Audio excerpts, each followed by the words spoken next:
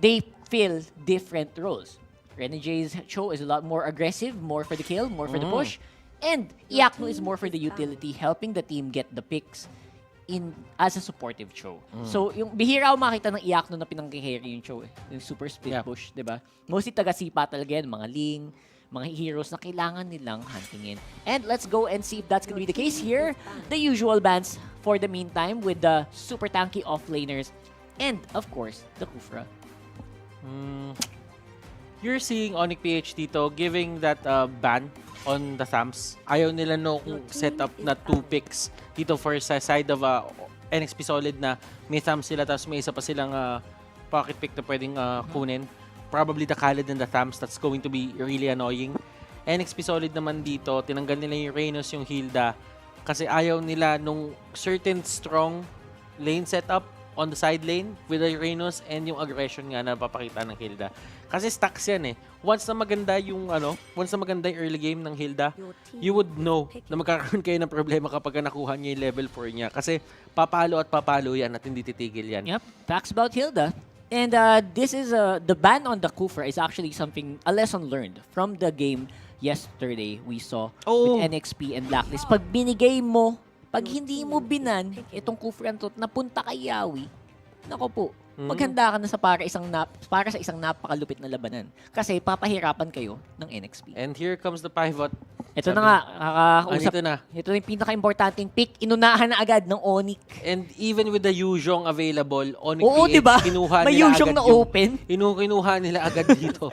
Etong show. Grabe, Pero no? NXP Solid, May bawi they secure 2 of the best off-laners, side laners ngayon. Yun naman ang on their side. Pero Ano kasi, it's all about the comfort nga dito na tinatawag for Onic PH, nakuha nila yung Cho. Hindi pa natin alam yung Cho kasi na to kung gagamitin ni Jay o gagamitin ni Iakno. Yeah, because Jay has also been playing the Cho as well. Tank Cho. Diba? Very interestingly enough for Onic na okay lang sa kanilang magbigay ng Khalid at ng Yuzhong.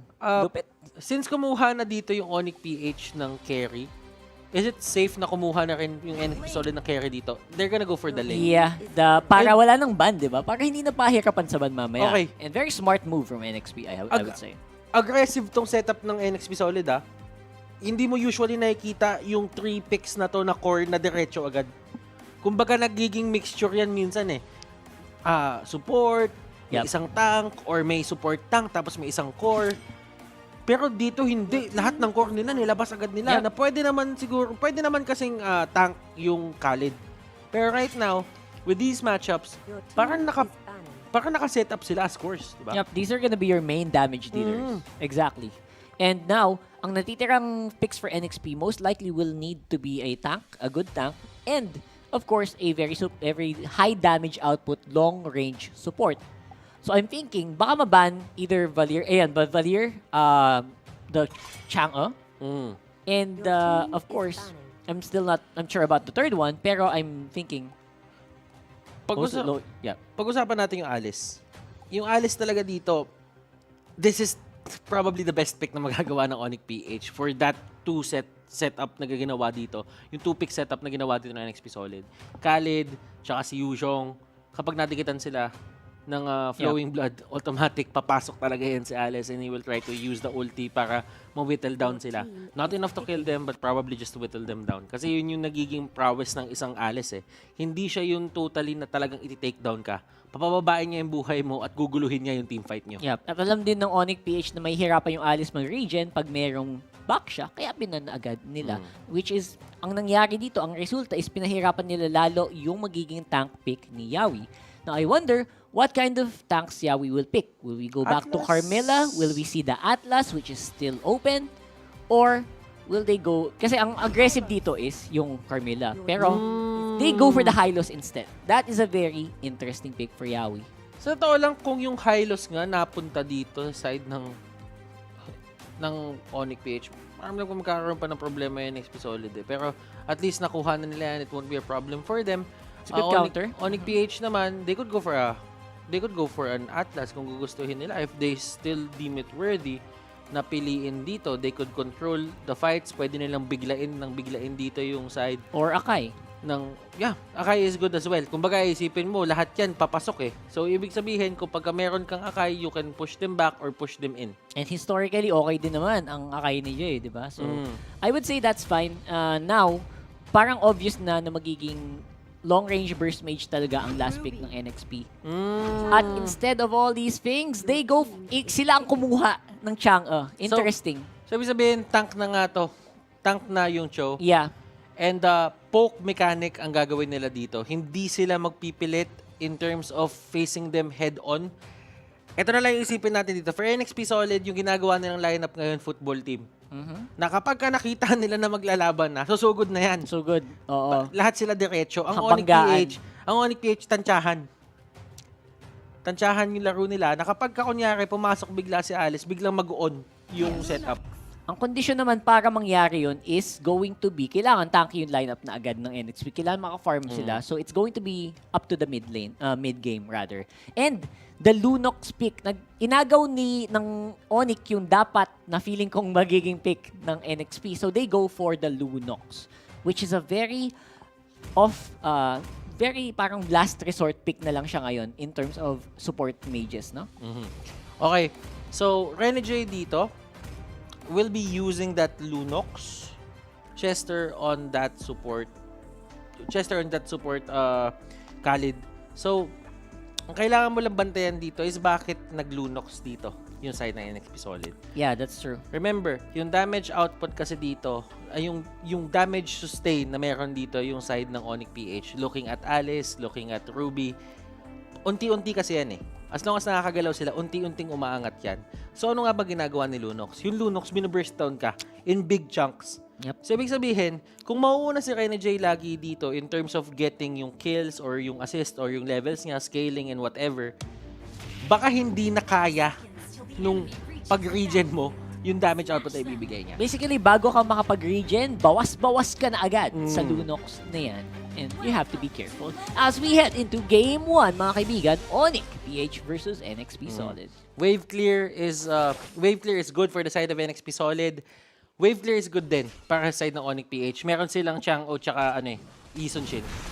So this is equal in terms of wave clear. Tingnan na lang natin dito kung paano yung magiging rotation because a lot of us know that NXP Solid are really creative. Pati din naman ng Onic PH creative sila kapag sa paggagawa ng rotation nila. Yup, and NXP Solid are going to have a great time to sustain. They will have a... Pag ganitong lineup mo kasi, tol, sobrang tanky, di ba? Kaya mong gumawa ng invade tulad ng ginagawa nila ngayon. Tiyan mo, look at where NXP Solid is. Kaya nilang mamain yung mga picks na ganito. Especially the Ruby, which is early game, wala pang ultimate, hindi ba siya nakakatakot? Nakita mo kung paano sila naghiwalay doon. Sila Chester, pumunta agad sila doon sa may orange ng kalaban para kahit papano hindi maagaw sa kanila. And that is going to be extra monsters to take down for NXP Solid. Napakaaga. Para naman sa side ng Onic PH, hindi na nila hahabulin yung idea na maniningil kami dahil kinuha nyo yung orange buff namin. Alam na nila na wala yun doon at ang gagawin na lang nila dito panigurado, is magpo-focus na lang sila doon sa mga bagay na kaya nila kunin. Kasi naagaw na naman eh. It's very important to know na objective pa rin. Kahit na ganyan yung lineup nyo, you need to keep your eyes on objectives like these. And I would say na mas magkakaroon ng priority ang NXP ngayon dahil dito, no? Itong priority na sinasabi natin dito, especially on the buffs. It's very important. And H2O needs all of these. He needs to catch up in terms of the buffs kasi hindi pa clear yung orange. Bakit? Dahil they're saving it para dun sa turtle. Ayan na yung turtle in 50 seconds. That's why ngayon pa lang nila kinuha yung orange. So meron silang fighting potential pagdating ng first minute ng game. Tapos ngayon naman, meron uli silang fighting potential dahil sinave nila yung kanilang orange ayan na buff. nga, diba? And eto, pinasok Diba? ko sila ni Rene J. Yun And si J dito versus Rene J. Oh, my Venus dito. Look at that positioning. Ang ganda ng ginawa dito ni Ma'am Shoes. Pero kakayanin ba nilang i-secure yung kill dito kay Rene J? Hindi nila makukuha. And wow. So yun na yun. Oh, yun na yun. Yun na yung sinasabi mo kanina, Butters, yung silbi ng Lunox for a target na nag-regen tulad ni Alice. Right? You kill the target right away bago pa niya magamit yung ultimate niya, bago pa siya makahigop ng HP. At kita mo naman yung nangyari. He was not able to recover. Yaknu just got back here. And NXP Solid are ahead in gold. Maganda yung pinapakitang simula dito ng NXP Solid. Pero Onic PH, in terms of adjusting, kailangan din bantayan sila ng NXP Solid. Tama, As we all know, they are really good in adjusting on the fly. Yun yung isa sa mga strengths ng Onic PH na hindi mo matatanggal sa kanila. Ngayon, si Wise, kinukuha niya tong orange buff. Look at Dilar with the pull. And here comes the Meteor Shower. At eto na si MB. Lumilipad na siya. The Dragon is here. Pumasok siya dito sa apat. MB with the flicker. Jay going in. He will get the kill. Knock up on Yawi. Iyaknu, papasok pa ba siya? Okay. Di na yata. Tapos Di na. yata. Tapos na. Okay na. Tapos na. Kala ko mag-aaway pa eh. Awat. Hindi kasi paminsan, dala ng bugso ng damdamin eh. May pumapasok pa eh. Pumapasok eh. And for the meantime, that's fine. Here we go, Renegade once more with Chaos.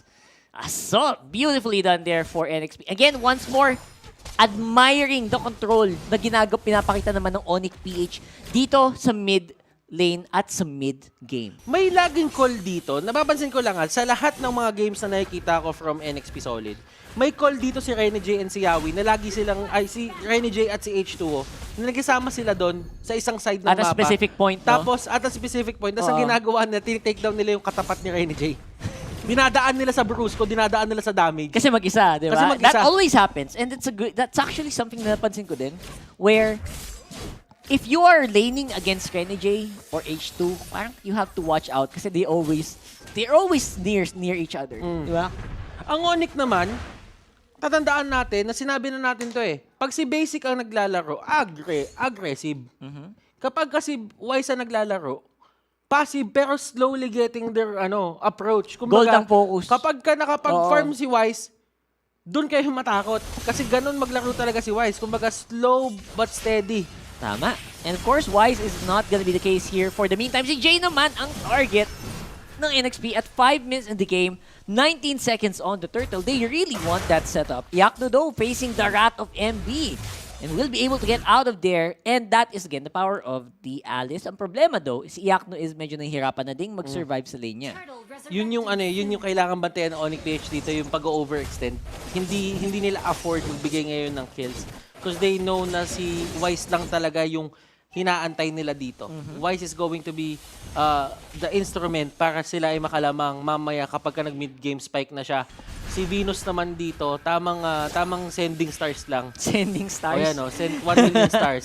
Send 1 million stars at masakit ganun yun. lang. Magpapanik ka pag nasendan ka ng ganong kadaming stars, di ba? And ito okay, good move from Onic. Ginawa nila, sila yung pumwesto dito, pero this is going to be the lane. And ang bilis ng pag-takedown nila. Ang ganda na ginawa doon ng Onic PH. Ang sabi nila, sige, i-take natin yung turtle, meron tayong retribution, and wala si H2O sa paningin natin. So, ang gawin natin, mabilis naman tayo eh. Unahan natin sila. That's right. And they have been doing that over and over again because of their raw damage output sa early game, di ba? I wonder if they can keep doing that kasi ngayon, feeling ko naman, like what we've been talking about since for the longest time, itong sa H2O, napaka-stable niyan kumuha ng gold. Like Andy, pasok niyan. Kahit nalulugi ang NXP, expect mo si H2 may gamit. And yun naman yung strength ng hero to. Will that be a problem for Onic later? Let's find out. Yawi ang napili dito. Yawi ang napili at si Yawi ang tutumba. Iyaknu holding on to his lane. Ito yung isa sa ito yung isa sa mga pinaka-importanting bagay as a side lane. Mahawakan mo yung turret mo. Tama. Dun sa may baba, yes, sabihin na natin, nagkaroon na ng problema dito si Dilar, nabigay niya na yung side niya. Pero at least hindi pa gaanong nakikita yung epekto nun dito para sa side ng NXP Solid. Kasi hindi naman talaga sila totally pumapasok dun para magnakaw ng mga green monsters. Nandyan, yung buff, makikita mo sila dun once or twice. Pero kasi ling yan eh. Kaya niyan mag-in and out sa jungle nang hindi napapansin. And ang panghuli nila dito is si Jay, which cannot always be, hindi naman pwedeng naka-permanent link duty lang siya. Ang daming threats dito sa NXP. Kaya medyo nahihirapan din si Jay na mag-prioritize kay H2O. Hindi niya kayang babantayan magdamagan kasi syempre, the rest of NXP also need to be taken care of. And Halberd is there para kay MB. Wala na tayo masyadong makikitang healing shenanigans dito. Nahihirapan na. Para kay Yaknu, para kay Dilar. I mean, makikita pa rin natin pero not as effective. Si Renegade ang target nila dito. And the Order of Brilliance, hindi nila mahuhuli si Rene J. Nandun yung knock-up sana kay Jay. Pero alam mo, sabi ni Rene J doon, kulang. Alam ko yung timing. Yep. And that's Oy, not si gonna H2. be... Oy, H2! Di kanya makuha. Wise will secure that turtle buff. Oh, Oh my Jay! God! It's a big fight! Yawi dito going down. Chester dito yung magiging next na target. Wise going in. Rene J dito. Ano magagawa Wise! niya? And look at Rene J taking down Wise. Pero will it be enough? Tatlo pa ang kalaban niya dito. And Rene J taking Rene down J! 2. Pero Onic PH, they get the wipeout. Wow, beautifully done. And I would say, Rene J, munti ka nang makadali ng madami pa, pero hindi sapat ang regeneration ng Lunox niya para makasurvive doon. Good job for Onic PH for keeping that going for a long time. Kita mo dito, hindi nila ininda yung mga Sea Halberd at kung ano pa dito sa big fight na to. Ay kung mapapansin mo dito kung paano nila tinake yung fight na yon, si Jay, isang sipa lang ang kailangan. Nakita mo si Wise, sobrang aggressive niya na order of Chaos Darkening rather. Ginamit yun kay Wise. And si Wise, kapag nandun talaga siya sa area na yun, walang takasan. Walang takasan. And Sa isang Lunox. that's true. It's very difficult to do that all the time. Especially right now, walang alam mo yung hindi siya may iwasan na skill. Homing yung mga hits ni Lunox eh. Walang takas talaga. Kahit mag-dash out ka palayo. Alam mo yung pakaramdam yung mga malalaking holin, tapos sinuholin-holin ka ng Oo. Pero homing. Homing yung holin. Homing eh. Yung holin, masakit. Homing yung holin, masakit yun. Kahit mag-tumbling-tumbling ka dyan, hindi yung maiwasan. Hindi mo maiwasan yung holin. Yan nga holin eh. Yun. Pero good job Onic and Onic PH, they knew when to fight at kinuha nila yung oportunidad na hindi nakaposisyon yung NXP in the way that they want. Okay, si May Venus dito, tingnan mo yung ginagawa niya kay MB. Sinisisoning lang niya. Magic sarap. Sinisisoning lang niya kahit paano. Alam mo yun, kumbaga, dagdag Dagdag spice lasa. ng buhay. Oo, Dagdag spice lasa. ng buhay. Yes. Dagdag lasa. More spice, more thrills. Okay, Diba? so napapansin mo na dito, Rockart, di ba? Nakapwesto na sila dito sa may bottom side kasi yung Lord pa-up na. Yep. Sabi-sabihin both teams dito, they're giving a lot of Uy, importance para sa Lord. And that is the buff. Chester dito going in. Stun is there. Dilar dito. Makakahatak ba siya? Oh my God! Palapit sa Onic! And that is going to be MB taking down Jay. Pero sabi ni Alice dito, pa-region lang, bes. Okay lang ba? Yep. Oh Okay, my goodness. that was the setup that Onic wanted. Yun yung nasa isip mo tuwing magpipick ka ng isang Ruby. Yung hila sabay blink papunta sa kampi mo. And it happened. I think bihira mangyari yun sa atin, in fairness. Actually, for NXP Solid, naglakad sila papasok dun eh. Yeah, they did. Pwinuesto nila yung sarili nila na mahuhuli sila noon. And si Dilar talagang mag-unload yan. Talagang pipilitin ni Dilar makuha yung hatak na yon. Yep. And that was the perfect timing. Sinamahan niya pa ng flicker. It's super effective. It's super effective. Again, medyo mahirap din as NXP to read these plays kasi nasa bush lang yung Onic eh. I don't know if we're gonna get a replay of that, but definitely we will see that non-stop pa rin ng Onic to provide pressure. The Lord is still gonna be the target here para sa Onic. And NXP, they're trying to defend as long as possible. Sabi nila, clear lang tayo ng clear. Again, we do scale better. At eto si Yawi ang nabigyan. Lore's pathway is used. MB dito going for Oh My Venus. Yun lang yung gusto niya talaga kay Venus. Matanggal yung armor, yung shield ni Venus. Kasi pagka natanggal niya yung shield ni Venus, mabagal yung damage output niya. Tumumba na dito si Yawi. Chester will be the next one. Matutumba din siya, pero Rene J ang hinatak na naman dito ni Dilar. Order of Brilliance nandyan, pero the damage, is it enough? Yes, it will be.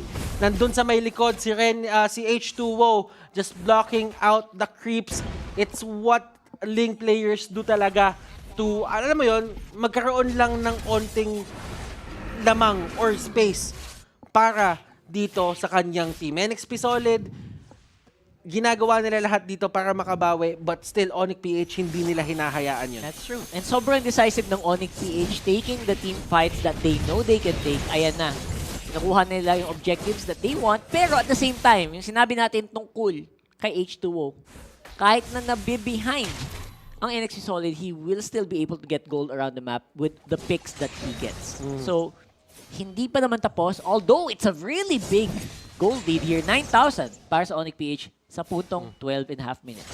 Dilar, tumatambay siya dito and this is not a really good place to be in right now. Yep, medyo subukan yung tumagan sa wall. Medyo talagang ipit na ipit talaga siya dito. So, ang daming beses sinubukan Papader. tumalon sa wall. Ilang beses yun? Ang Bilangin daming natin. pader. Ang dami niyang Ang pader. kapal ng pader, men. Alam mo, Kapal ng pader. alam mo itong series na to, masasabi ko lang dito. Pwede mo malaman kung sa ano to sa TikTok. After nito, kunyari, may nanalo na dito, di ba? Kung sino man manalo sa kanila, okay lang naman sa atin kahit anong mangyari. Siyempre. Pagka tapos nito, yung rematch na nito, one time lang kasi to, so TikTok na yung next, tsaka playoffs. next. Pero mauuna yung TikTok kasi matagal pa yung playoffs. Pero dito, si Yakno, pumasok na siya. And that is going to be the blood off. Tingnan natin kung magagamit niya uli yung blood ode mamaya-maya. The Lord is there, pinapalo-palo si H2O. Jay going in, pero the dash out from H2O. Timely to get away from Jay. And It no rhymes. minions. Yes, no minions. Ganun na naman! Oy, ito Ganun na naman! The moves like Jaeger. Ayan na si Jay. Gumagalaw na naman and it's going to be a wipeout for NXP. Onic PH clean out the towers. They clean out the minions and they will go for the finish. And Onic, PH, weathering the storm nung early game. Tanggal na. Tanggal na ang first game curse. Tanggal na. ang NXP first solid. game.